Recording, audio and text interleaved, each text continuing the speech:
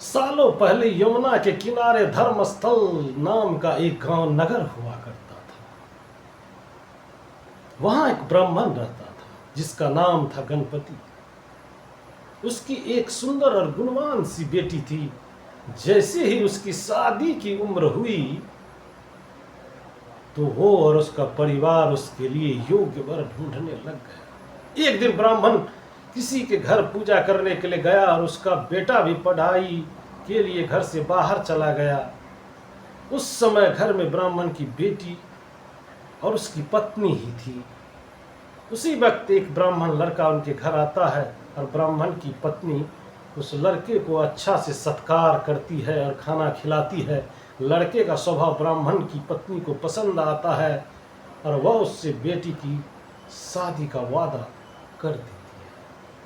उधर ब्राह्मण गणपति जिनके घर पूजा करने गया था, वहाँ भी वो एक ब्राह्मण लड़के से मिलता है और उससे अपनी बेटी की शादी करवाने का वचन दे देता है।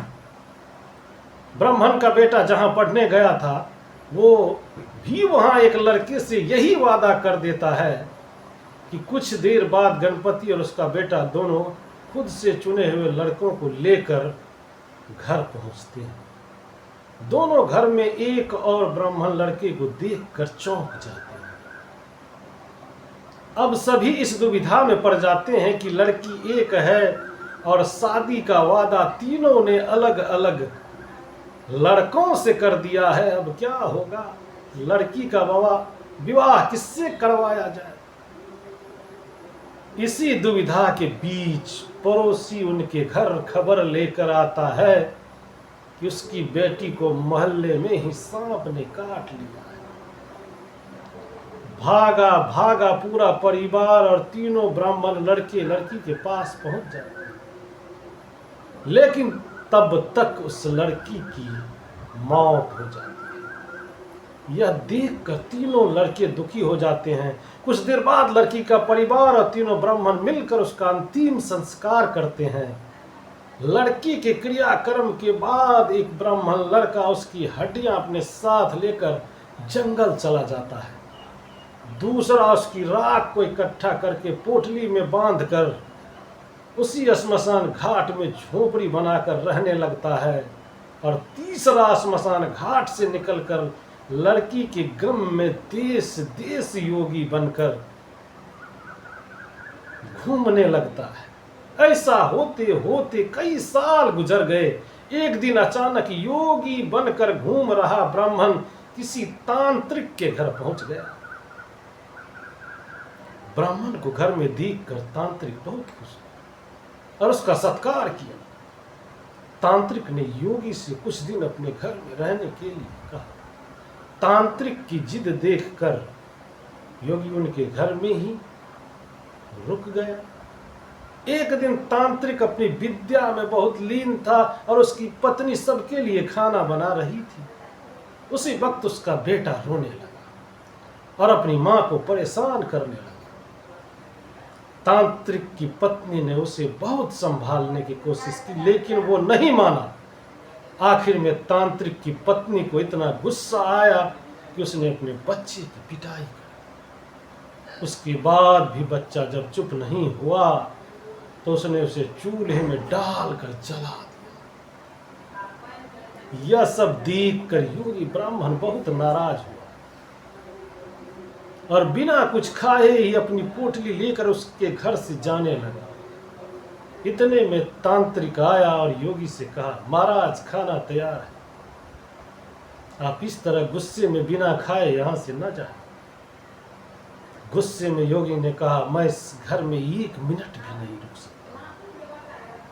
जहां ऐसी राक्षसी रहती हो वहां मैं कुछ नहीं खा सकता। इतना सुनते ही तांत्रिक झट से चूल्हे के पास जाता है और एक किताब से एक मंत्र पढ़कर अपने बेटे को जिंदा कर देता है। यह सब देख योगी हैरान हो जाता है। उसने सोचा कि अगर यह किताब मेरे हाथ लग जाए तो मैं अपनी पत्नी को भी जीवित कर सकता हूं। योगी यह सोच ही रहा होता है कि उधर तांत्रिक बेटे को जीवित करने के बाद फिर से योगी को खाना खाने का आग्रह करता है। योगी खाना खाता है और वहीं रुक जाता है। अब योगी के दिमाग में बस यही चल रहा था कि वह किसी तरह उस किताब को हासिल कर ले। सोचते सोचते रात हो जाती है। जब खाना खाकर सो जाते हैं तो आधी रात को योगी उस मंत्र वाली किताब को लेकर तांत्रिक के घर से सीधे उस श्मशान घाट पहुंच जाता है जहां ब्राह्मण की लड़की का अंतिम संस्कार किया गया। वह सबसे पहले झोपड़ी बनाकर उसी जगह रह रहे ब्राह्मण को बुलाता है और उसे सारी कहानी सुनाता है। उसके बाद दोनों मिलकर फकीर बने ब्राह्मण को ढूंढते हैं। फकीर ब्राह्मण के मिलते ही योगी ब्राह्मण दोनों से कहता है कि लड़की की हड्डी और राख लेकर आओ, मैं उसे जिंदा करूं। दोनों ऐसा ही करते हैं।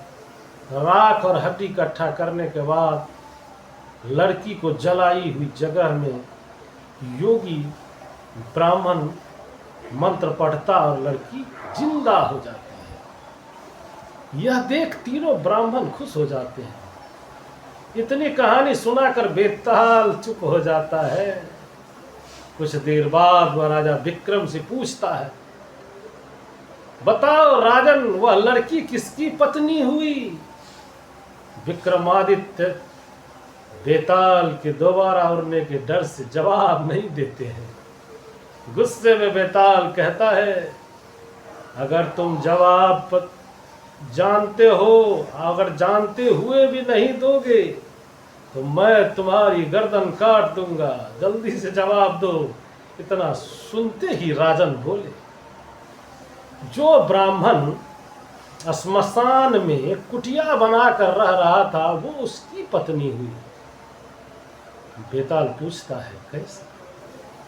तब विक्रमादित्य जवाब देते हैं, जो हड्डी चूनकर फकीर बन गया वह उसका बेटा हुआ। जिसने तांत्रिक विद्या से उसे जीवित किया वे उसके पिता समान हुए, और जो उसकी राख के साथ जीवन जी रहा था वो उसका पति हुआ।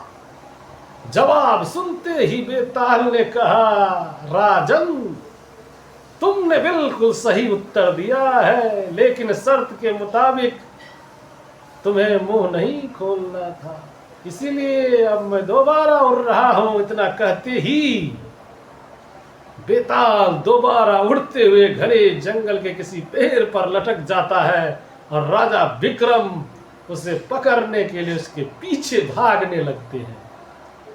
इस कहानी से हम सबों को ये सीख मिलती है कि चतुराई और बुद्धि से बड़ी समस्या का हल किया जा सकता है।